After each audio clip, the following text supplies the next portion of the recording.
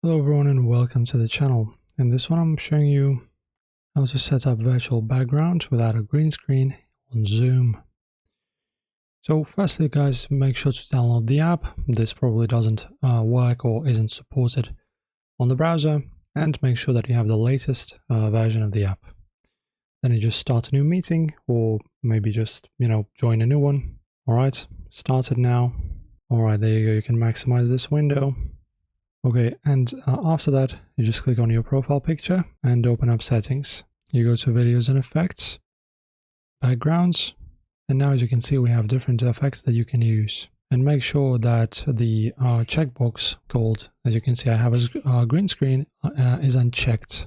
Alright, and in here guys, you just choose to upload your image. So you can either choose the presets, right, the ones that Zoom provides, or just choose and add your background from an image manually, by choosing the file from your computer.